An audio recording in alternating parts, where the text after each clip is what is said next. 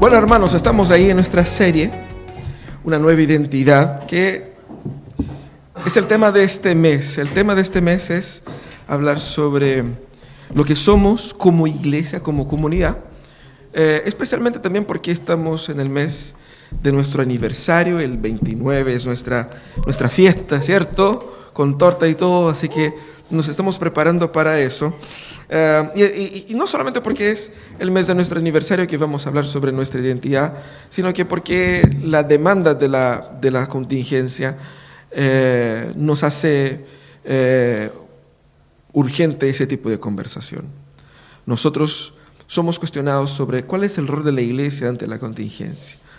Y hay muchas teorías, muchas respuestas, muy pocas de ellas descienden de la palabra. Son ideas que la gente tiene de cómo las cosas debieran hacer. Y en momentos críticos tenemos que pensar en quiénes realmente somos según la palabra de Dios. Y el texto que vamos a estudiar hoy día es el texto de 1 Pedro, el capítulo 2, de los versículos de 9 a 10. Son 2 versículos solamente, creo que podemos leer todos juntos lo que dice el apóstol Pedro.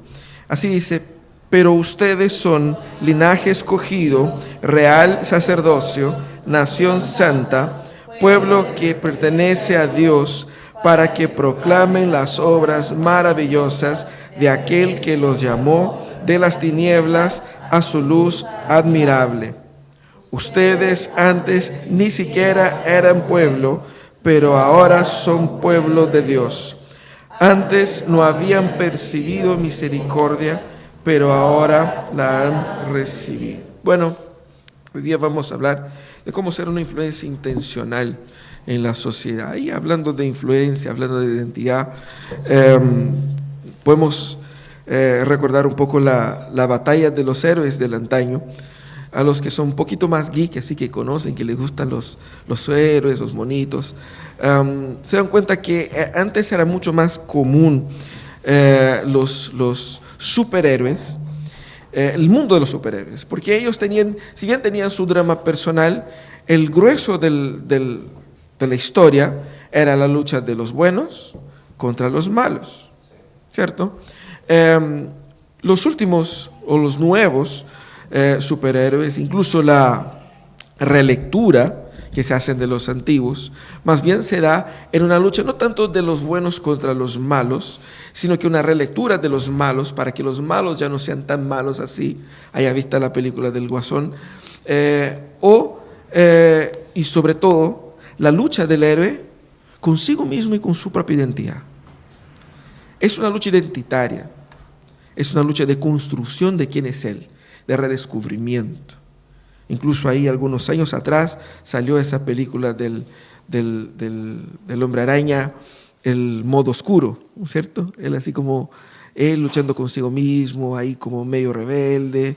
En ese entonces tenía así como la chasquilla, así como los emo, así como el Spider-Man modo emo, ¿cierto? Todo un tema para hablar de la lucha. No era solamente contra el enemigo, pero contra sí mismo, contra su historia, contra su propia... El proceso y el grueso de la discusión era: ¿quién es él? ¿Quién eres tú? En el marco de esas discusiones, yo creo que no tan... más pronto que tarde, creo yo, surgirá ahí una posible relectura incluso del Darth Vader, ¿no es cierto?, con una otra perspectiva, e incluso cuestionando si a lo mejor no tenían razón, no sé, está por verse. Pero el punto es que nuestra cultura ha estado fijada en eso. Y el tema es que uno dice, bueno, el hombre contemporáneo quiere descubrirse, quiere conocerse, y qué mal hay en eso. Pero eso no es, yo creo que no es 100% verdad. Yo creo que la tentación del hombre moderno es no de descubrirse, sino que de redefinirse a sí mismo. Es de redefinirse. El hombre moderno no está satisfecho con el ser humano que es él. Él quiere una nueva redefinición. Por eso marchan las personas, para redefinirse. Y hay un problema básico aquí. El problema básico es que nosotros no tenemos la autorización para hacerlo. Es como en un programa, ¿no es cierto?, donde yo quiero hacer algunos cambios en el sistema operativo del celular, pero yo no tengo la autorización, no tengo la liberación, no tengo el acceso para eso. Yo no puedo cambiar ese tipo de cosas. Las cosas son como son. Y esa es la lucha del hombre contemporáneo. Negamos quiénes somos y queremos ser quienes no somos y luchamos para redefinir eso y para hacer con que eso sea normal, y esa es nuestra lucha, esa es nuestra crisis. ¿Qué tiene que ver eso con la iglesia? El problema es que la iglesia se pierde un poco en esa onda. No tanto buscando descubrir quién es, sino que buscando redefinirse. Cuando yo les pregunté al inicio cuál es la postura de la iglesia ante el estallido social, esa es la pregunta clásica para aquellos que quieren tratar de redefinir la iglesia. Redefinir obviamente bajo sus conceptos, no a los conceptos de Jesús. Cómo la iglesia debe ser. Y ahí uno se imagina. Y es interesante porque el ejercicio no es un ejercicio que conduce a la palabra, es un ejercicio que conduce a un mundo imaginario, de una iglesia imaginaria, de cómo esa iglesia debiera funcionar. Queremos redefinir la iglesia. Incluso quizás la idea que nosotros tenemos de iglesia es una idea que no viene de nosotros, o que no viene de la palabra, sino que viene de nosotros. Estamos tratando de redefinir, pero el Señor nos ha llamado a volver a la esencia de lo que ella realmente es. Ahí está el tesoro, ahí está su valor. Entonces, vamos a meditar en ese texto que nos da el apóstol Pedro, la primera carta. Pedro escribe a la iglesia que de cierta manera era una iglesia así perseguida. Quizás no era toda ella en ese momento específicamente perseguida por las fuerzas estatales de una forma estructurada y completa. Obviamente que había en el primer siglo, al final del primer siglo, bastante persecución a la iglesia, ¿no es cierto?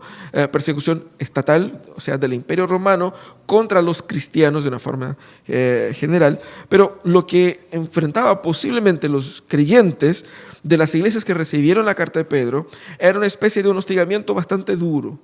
Ellos recibían hostigamiento en el sentido de que ellos eran maltratados, injustizados en sus locales de trabajo. A ellos les trataban mal, se les robaba, se les engañaba, se les maltrataba por el único hecho de ser cristianos. Es el contexto. Y Pedro, en ese capítulo 2, que habla de la importancia de entender a Jesús como aquel que nos hace únicos en la historia, también habla de cómo nosotros debemos actuar en la sociedad. Cómo debemos respetar a los líderes, cómo debemos tratar a los que a nuestros jefes, en el caso, ¿no? Serían los señores acá. Entonces, él habla de cómo la iglesia debe portarse en un ambiente hostil. Cómo la iglesia debe portarse en un ambiente de hostigamiento, de rechazo. Cómo la iglesia debe portarse en un ambiente de crisis. Y exactamente en ese ambiente de crisis, de hostigamiento, que Pedro, en vez de redefinir la iglesia, él trae de vuelta a la luz la singularidad de la identidad de la iglesia.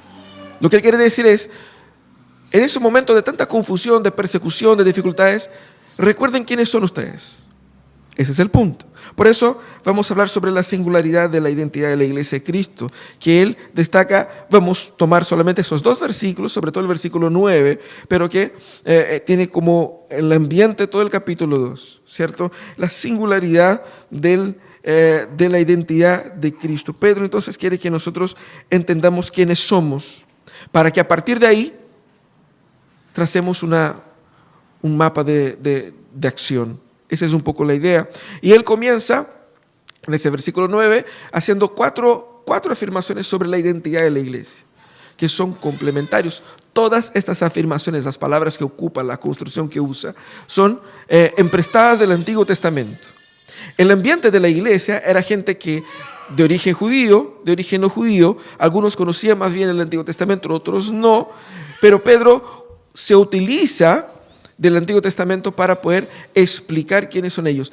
Pedro no redefine el Antiguo Testamento, Pedro explica el Antiguo Testamento a la luz del Nuevo. Es así como se utiliza la Biblia. De hecho, lo que hace Pedro es una teología bíblica para explicar quiénes somos. Qué fantástico, ¿no?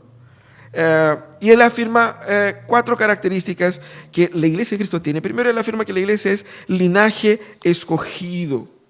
La expresión aquí, linaje, familia, pueblo. Otras traducciones utilizan como la expresión raza elegida. ¿Qué tiene que ver eso? Cuando hablamos de linaje escogido, la mentalidad del hombre contemporáneo dice, a ver, ¿te creí superior a los demás? Como dice Jorge Drexler, que no haya pueblo que nos haya creído el pueblo escogido, ¿no? Todos nosotros tenemos de cierta manera así como algún resquicio. En los 90 era más común hablar somos el pueblo de Dios, y cantábamos así con más. Hoy día así como que más piola, así como que bueno, yo creo en Dios y tú también, así que cada uno para su lado. Así como que hablar del linaje escogido es como un poco ofensivo para la cultura contemporánea, pero la Biblia entera habla de la noción de pueblo, y eso es muy importante, porque es un principio teológico fundamental, la idea de que Dios haya elegido un pueblo. ¿Por qué? Porque entienda lo siguiente, el ser humano, la raza humana, en Adán pecó y rechazó a Dios. Dios entonces establece, ya había establecido en la eternidad, pero hace ver un plan de redención. ¿Cómo el plan de redención de Dios funciona? De todos los seres humanos, Él va a separar a algunos para redimir, para amar y para restaurar. Él va a levantar una raza, un pueblo, Él los va a escoger. ¿Y cuál es el propósito? No es para decir a los demás, ustedes son malos, no. Exactamente para bendición de los demás. Tanto para condenación de los pecadores que van a ser condenados, como también para redención de los que serán redimidos, que no son solamente de este pueblo del linaje sanguíneo corriente, sino que son personas que van a ser alcanzadas, personas como nosotros, que no somos judíos, que hemos sido alcanzados por el Evangelio y que somos bendecidos por ello. Pero también a través de ese pueblo escogido, Dios manifiesta su gracia y su misericordia en el mundo, porque es cuando Dios bendice ese pueblo, y para bendecir ese pueblo que Dios bendice al mundo con dones y con gracias que son visibles para todas las naciones. Es decir, Dios frena el avance del deterioro de la humanidad por beneficio de su pueblo. Por lo tanto, cuando hablamos del linaje escogido, estamos hablando en primer lugar de la misericordia de Dios para con los seres humanos, porque Dios no tiene que escoger nadie. Él no necesita de nosotros, Él no necesita de un pueblo. Si Él quiso un pueblo es porque Él quiso y por su propia voluntad y decisión. Cuando hablamos de pueblo escogido aquí, y cuando Él destaca la idea aquí, el énfasis indica en que nosotros fuimos alcanzados por la gracia de Dios. Él habla, ustedes son linaje escogido. Ustedes fueron escogidos, no escogieron. Por lo tanto, no se creen superiores. Yo creo que la iglesia que estaba sufriendo aquí muy difícilmente se creerían superiores, pero Él quería decir también, no se creen inferiores. Porque pese a que no hayan sido escogidos, porque pese a que no hayan escogido a Dios, Dios los escogió. Es decir, Dios tiene un plan para ustedes. Dios los consideró. Ustedes fueron separados por Él. Por lo tanto, hay una noción de misericordia y privilegio al mismo tiempo. Y eso es sumamente positivo para una iglesia que estaba en crisis. La colectividad de la fe, y eso es muy interesante. Porque cuando hablamos aquí no se habla de personas individuales. De hecho, la definición de Pedro para vencer y postarse en la sociedad nunca es una definición individualista, como tiende a ser la nuestra. Porque yo quiero saber cómo yo voy a actuar en mis redes, hablando a mi nombre. Pero aquí nosotros estamos siendo llevados a pensar no como yo, sino que como cuerpo. Como cuerpo, ¿quiénes somos? ¿Quién soy yo en el cuerpo y quién es el cuerpo en sí mismo? Somos escogidos como colectividad, y la colectividad de la fe y la comprensión de que fuimos llamados para vivir en comunidad. Eso es un poco lo que implica Pedro aquí. Pedro implica también entender que Dios nos incluye en su plan redentivo como pueblo. Y qué fantástico, Dios tiene un plan de redención, de restauración, de reconciliación. Dios nos ha llamado a ser parte de ese plan. Fíjese que la salvación de Dios entra a la historia. Es un plan histórico que se ha realizado desde la caída del ser humano. Y Él nos ha permitido ser parte de esta historia, entrando en la historia de la redención como pueblo de Dios, como linaje escogido. A eso va. Eso es lo que Pedro quiere destacar aquí. Dios es un Dios que entró en la historia y realizó la redención históricamente a través de su pueblo. Ser pueblo elegido de Dios es ser parte de la realización histórica de la redención. ¿Qué es lo que Pedro entonces quiere decir cuando llama a la iglesia a recordar que es un pueblo elegido? Recuerden que ustedes han sido alcanzados por la gracia de Dios. No es por mérito de ustedes. Pero también a ustedes se ha dado el privilegio de ser parte de una historia de restauración.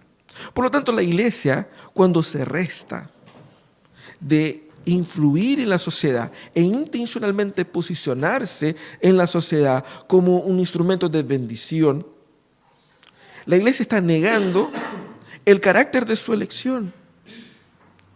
A eso apunta Pedro. La segunda característica que él dice, además del linaje escogido, él dice, ustedes son real sacerdocio o sacerdocio real. Aquí se pone un poquito más complicado porque no sabemos de qué nos sirve saber que somos un sacerdocio real si yo no soy o no tenemos un contexto de sacerdotes aquí con sacrificios y nada por el estilo, y tampoco vivimos en una monarquía. Así que, ¿cómo funciona esa cuestión del sacerdocio real? Pedro utiliza en todo el capítulo el énfasis en que los creyentes son sacerdotes de ese nuevo pacto. Y obviamente que es una idea prestada del Antiguo Testamento. En el Antiguo Testamento habían los sacerdotes. ¿Qué hace un sacerdote? No el católico, sino que el sacerdote del Antiguo Testamento. ¿Qué hace el sacerdote? Él es el que oficia la ceremonia donde los seres humanos se presentan ante Dios. Es un intermediario, ¿cierto? Él es el que realiza el sacrificio, que uno llevaba el corderito y él lo sacrificaba. El sumo sacerdote, de hecho, era el que tenía la autorización dada por Dios de entrar en la presencia misma de Dios para llevar la ofrenda por los pecados. Es una especie de mediador. ¿Y cómo funciona eso ahora en el Nuevo Testamento? Porque Jesucristo es el sacerdote por excelencia. De hecho, Él es nuestro mediador entre Dios y los hombres. No necesitamos intermediarios, tenemos solamente a Jesucristo. ¿Qué significa que seamos sacerdocio real? Significa que todos nosotros somos sacerdotes. Ya no más el descendiente de Aarón, el descendiente de Leví. Ya no más un grupo específico. Ya no más limitado a una ordenación. Todos aquellos que creen en Jesucristo, que son hijos de Dios, son llamados también a ser sacerdotes. ¿Qué significa? Que podemos entrar en la presencia de Dios directamente. Tenemos acceso directo a Dios a través del único intermediario que compartimos todos, que es Jesucristo.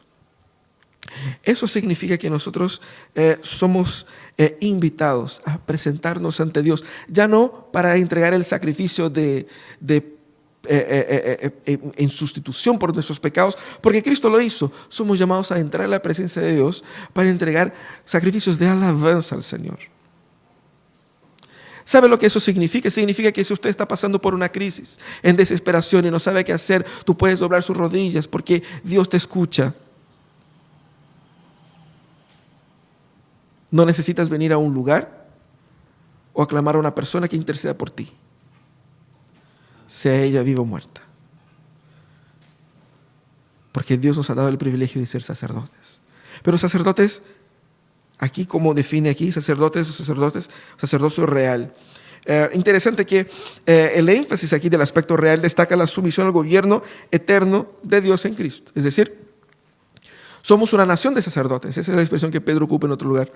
Una nación de sacerdotes sumisos a un rey. Y es hermosa esa expresión porque aquí, real sacerdocio, Pedro está uniendo dos oficios de Cristo. Cristo es rey, sacerdote y profeta.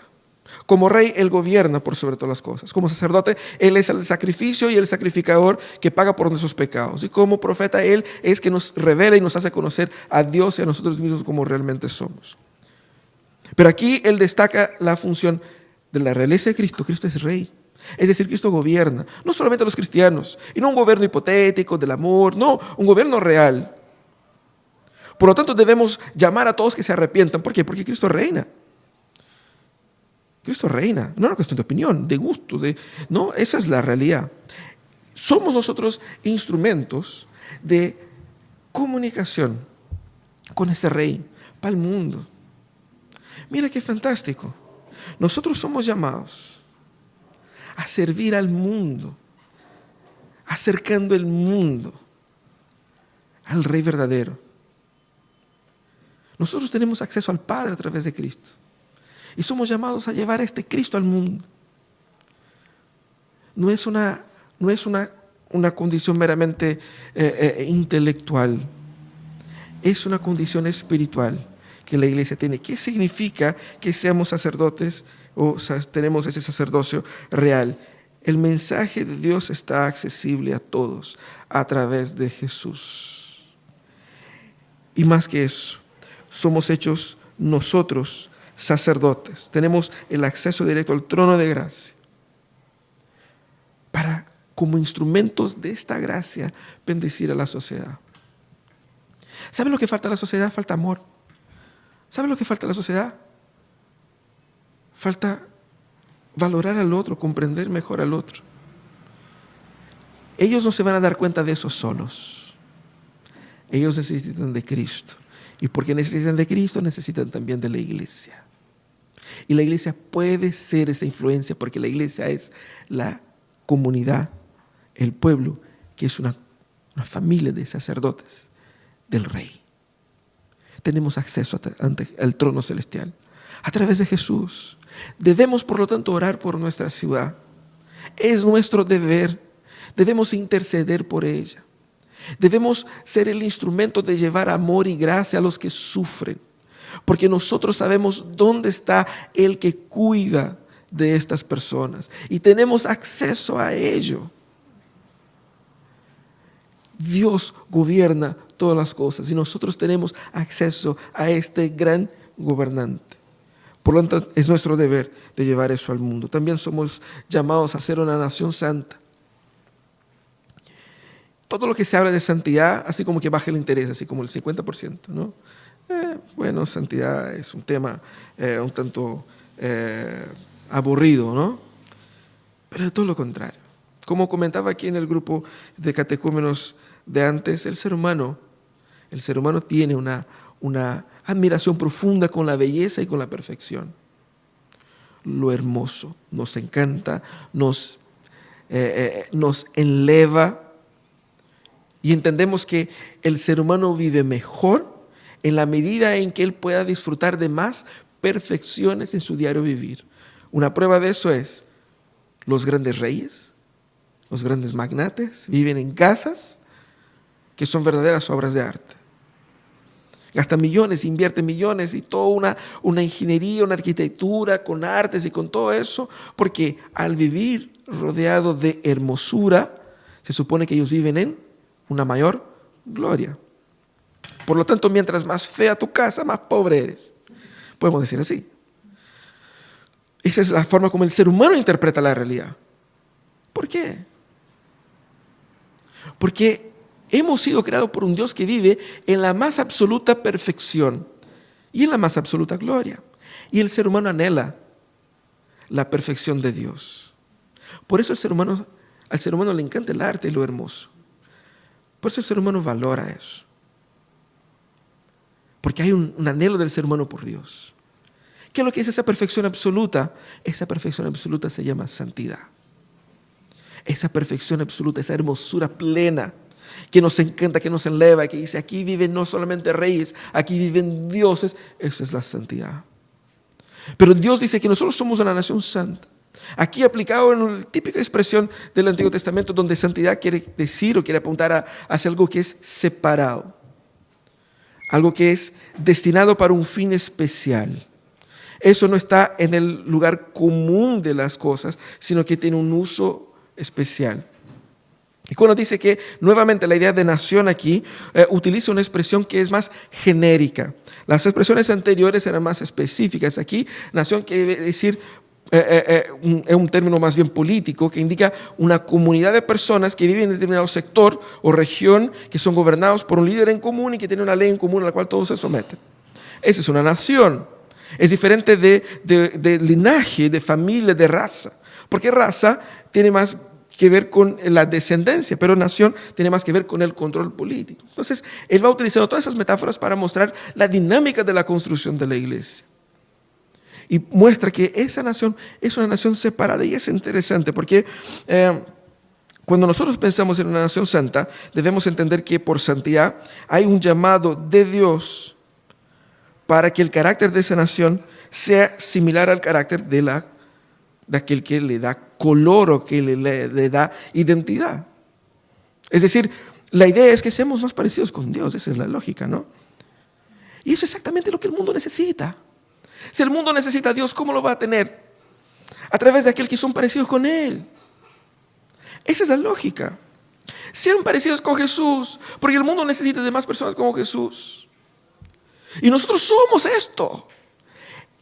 Pedro no dice, ustedes deben anhelar ser. Eso es lo que ya somos. Que constantemente quizás negamos o nos olvidamos o dejamos en un segundo lado. Por lo tanto, debemos entender que el énfasis aquí está en el carácter nuestro.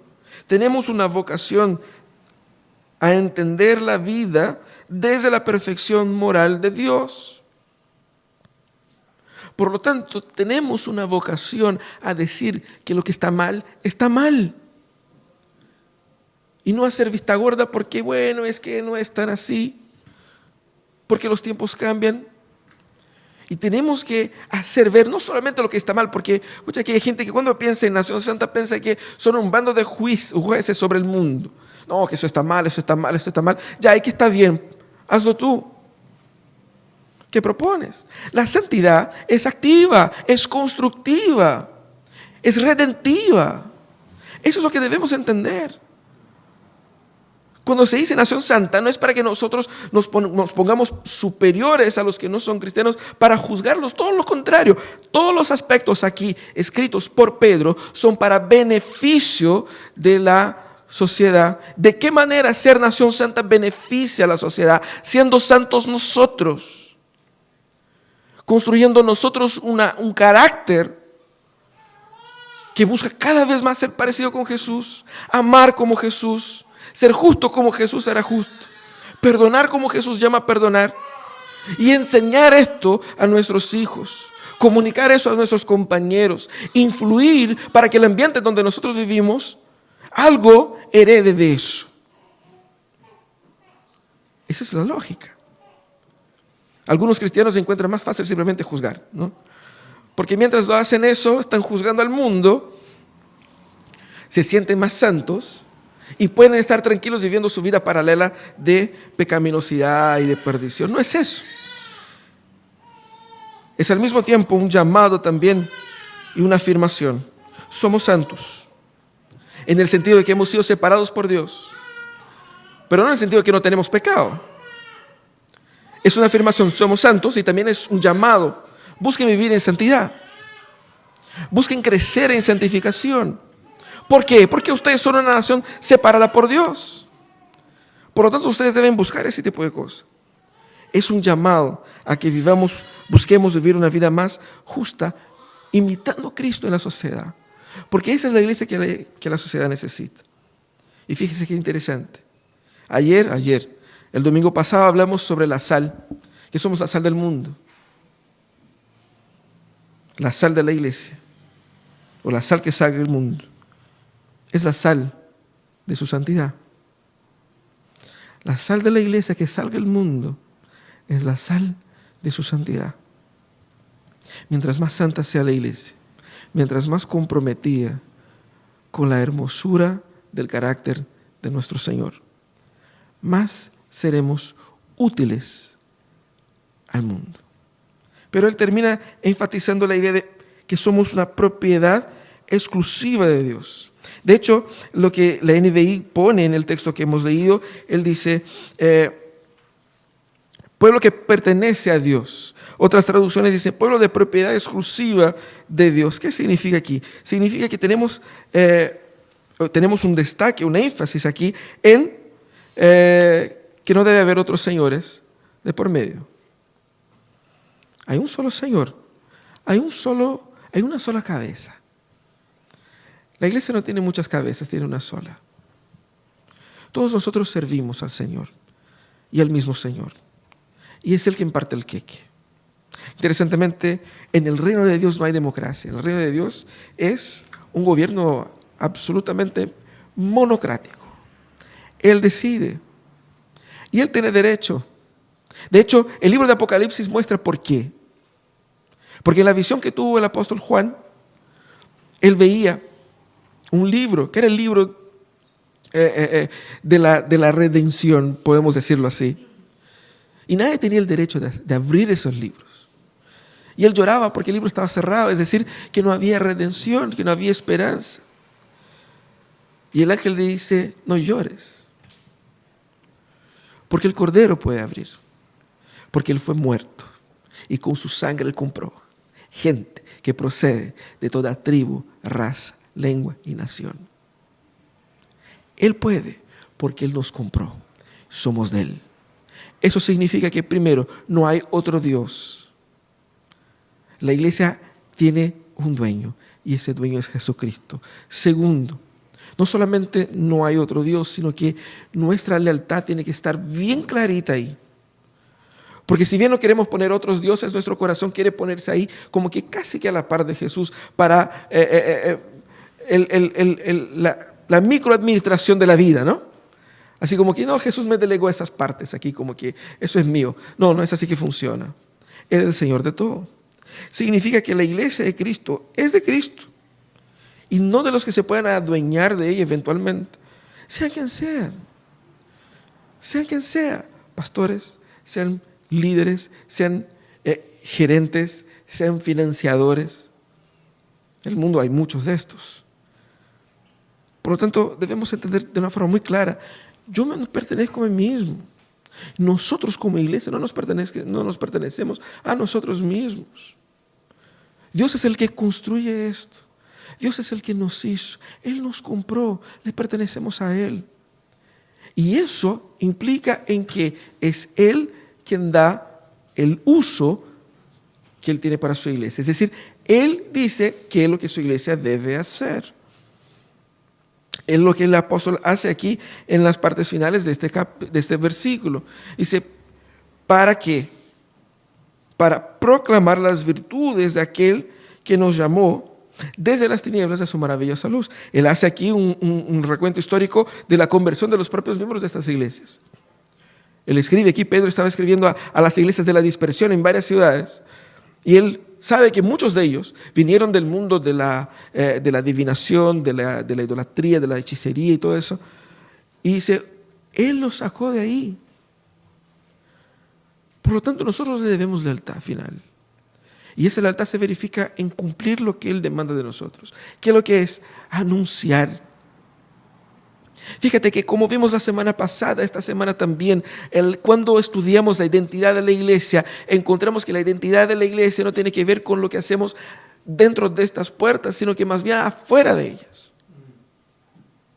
La iglesia es lo que es para la sociedad, para el beneficio de la sociedad, y la iglesia tiene que intencionalmente querer ser relevante para beneficio de aquellos que más la necesitan. Porque los que más necesitan de la iglesia, puede parecer contradictorio, no somos nosotros mismos, son aquellos que no la tienen. Los que más necesitan de Jesús no están acá. Y es por eso que necesitamos llevar Jesús a ellos, entendiendo quiénes somos. Somos el pueblo que fue llamado para eso, escogido para eso. No somos superiores, todo lo contrario. Él nos escogió, éramos iguales que ellos. Él nos compró, nos dio un propósito, nos dio acceso a Él. Y nos dio el entender de que la lealtad última nuestra es con Él. Y por eso mismo, cuando hacemos lo que hacemos en obediencia y no en buena onda. Hacemos en obediencia y no porque estamos respondiendo a la contingencia, porque con contingencia y sin contingencia somos llamados a hacer lo mismo. Porque la contingencia ahora es esa, mañana será otra. Como dijimos ahí, el 2020 no deja de sorprender. Iniciamos el año ahí con anuncios de una tercera guerra mundial. Veníamos ya de las luchas del octubre del año pasado y no sabíamos qué iba a pasar en marzo. Y marzo viene, ¡boom!, con coronavirus. No quiero ni pensar lo que viene el resto del año. De cualquier forma, estamos ahí. Estamos ahí para hacerte bendición, Porque mientras está la contingencia, el coronavirus, la gente sigue con sus vidas destruidas, Satanás sigue matando, robando y destruyendo, las familias están siendo separadas, las personas hundiéndose en la miseria humana, y nosotros estamos allí para ellos. Ese es nuestro llamado. ¿Cómo entonces ser una influencia intencional? Primeramente, valorando lo que Dios ha hecho en nuestras vidas. ¿Qué es lo que ha hecho Dios? Pero no lo que sientes o tu historia, más allá de eso. Teológicamente, bíblicamente, ¿en quién Dios te transformó? ¿Qué significa ser cristiano? ¿Cuáles son los beneficios espirituales concretos que un cristiano tiene y cómo sacar provecho de ello?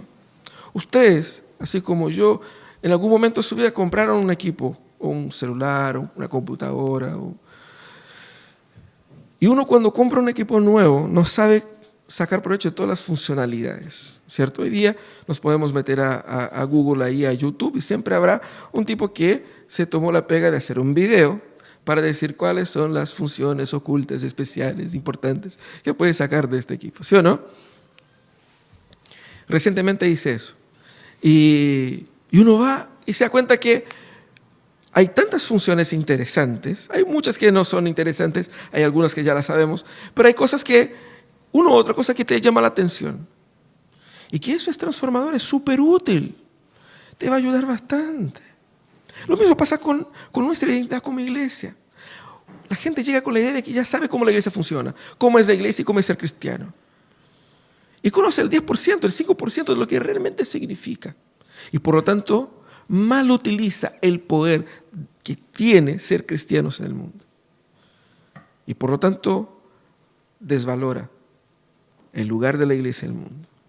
¿Cuál es el lugar de la iglesia en el mundo según la óptica de Jesús?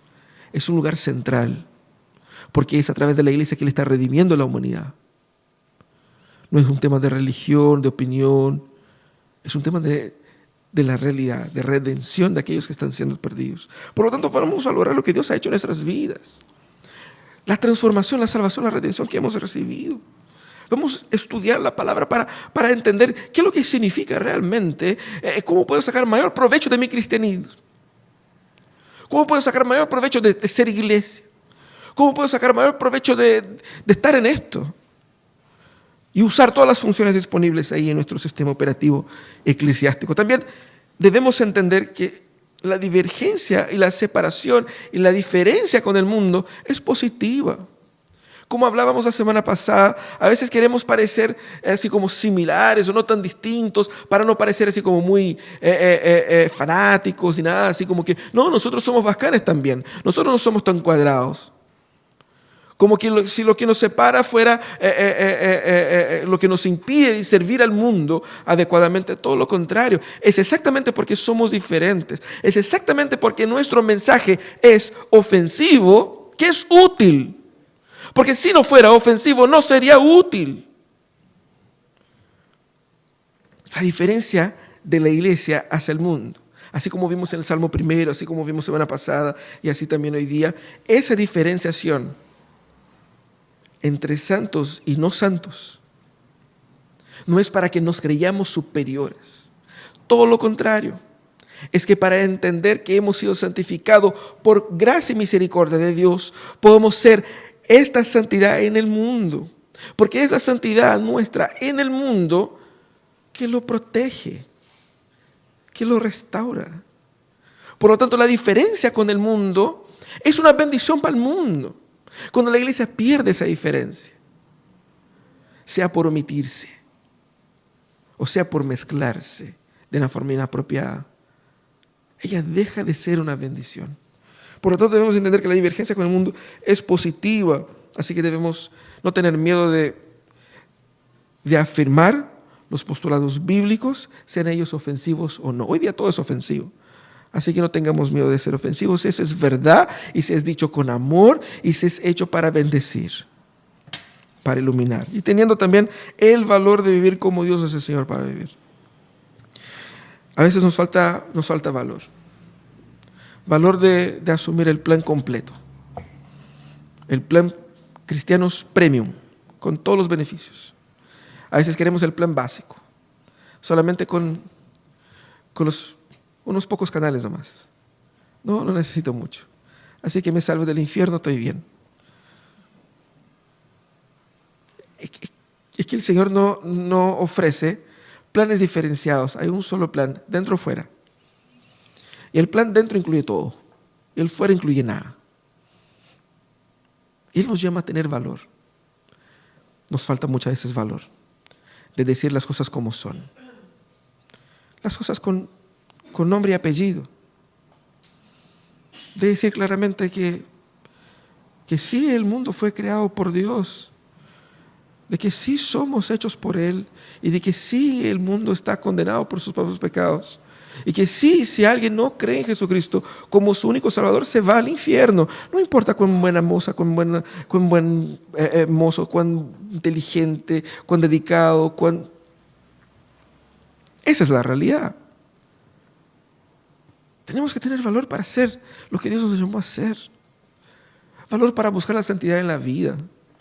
Eso es más difícil de que tomar decisiones de publicar o no en las redes sociales. Es más difícil ser santo que publicar cosas bonitas. Y es ahí donde tenemos que tener valor. Porque eso es lo que somos llamados a hacer. Cuando hablamos de ser sacerdotes,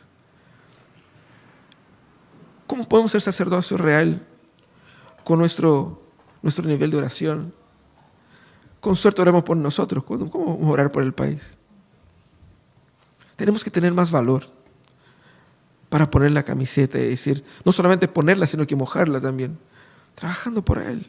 Eso es ser iglesia. El mundo necesita eso. El mundo está gritando por eso y el mundo está en la crisis que está, para dar a nosotros la oportunidad de mostrar la luz de Cristo en el caos. El mundo está en caos. Nosotros tenemos las palabras de aquel que pone orden al caos, siendo lo que fuimos llamados a ser. Bendecimos a nuestros vecinos, amigos y familiares. Ese es el llamado del Señor. Vamos a orar, pedir al Señor gracia y misericordia. Señor, ten compasión de nuestras vidas.